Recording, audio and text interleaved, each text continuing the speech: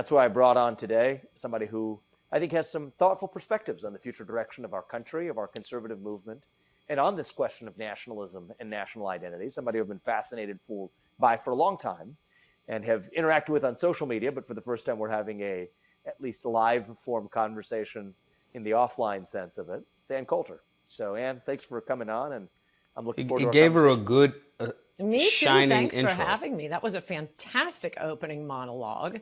I too am a fan of yours. I'm going to make a point of disagreeing with you so that it will be fun. You are so bright and articulate, and I guess I can call you articulate since you're not an American black. Can't say that about them. That's derogatory.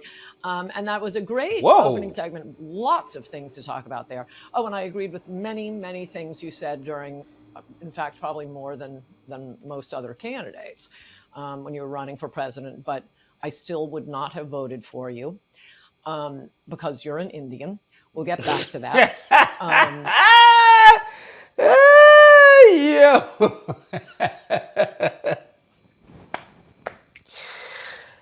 Yo, hey, solution. There was a little sign at the bottom of that said truth.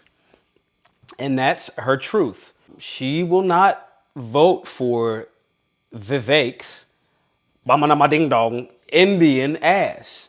That's how that comes off. And there's other parts of the interview where she talks about she would only prefer to vote for a WASP, white Anglo-Saxon Protestant, person as a president. And in doing so, she X'd herself out because her argument kind of there was like, yo, most of the presidents have been this and none of the presidents have been women. So she's X'd her if she has daughters. I don't know her like that. She's X'd out all female potentials. She's just X'd out Hillary Clinton. So she should be looking for security. But my point here, guys, is all jokes aside, this is what they do. These are the people that are part of the Lily White movement.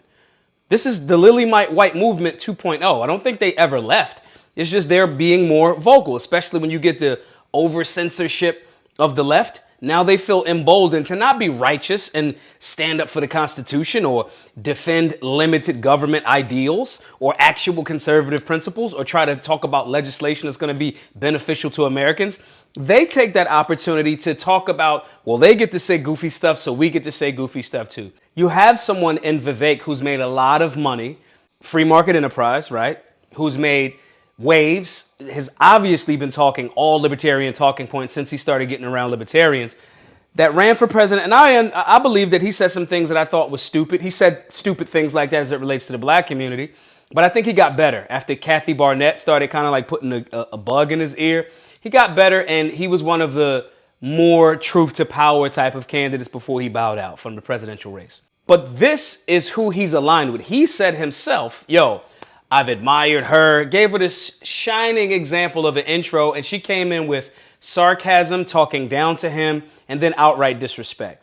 This is the reason why conservatism and not conservatism, rhinos and Republicans can't make any headway in urban demographics because black people see through that silly shit. As soon as she started talking, I was immediately aware that she's being very condescending.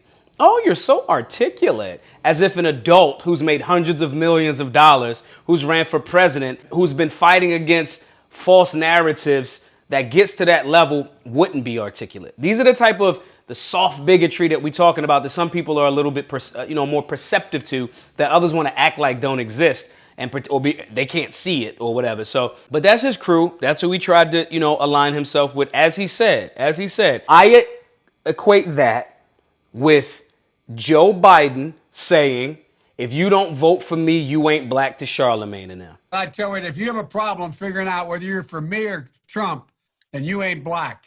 It's the same concept. And to my understanding, I don't think Vivek checked her, just like Charlemagne didn't check Joe Biden. I think it's very, very feminine to not check her for clearly being wrong. So we're looking at two sides of the same coin. This is exactly the reason why I say you should be looking into independent, libertarian, so forth and so on. America is a salad. Indians, Mexican Americans, Indian Americans, Chinese Americans, African Americans, Scandinavian Americans. It's a salad. It's a bunch of different flavors that makes a good thing for us all. And I think it's very feminine of him to not check her. It would be a more masculine move to say, well, that's actually kind of bigoted. Damn, I had a lot of respect for you, but you just threw that out the window. You wouldn't vote for me based on the job, but you will vote for someone based on their skin color. These are the same group of people that pretend like they don't see race, but it's more masculine to check her right then and there for being wrong. Not because she's a woman, not because of any of the other goofy reasons that people are trying to say it is. It's because she said something very, very bigoted.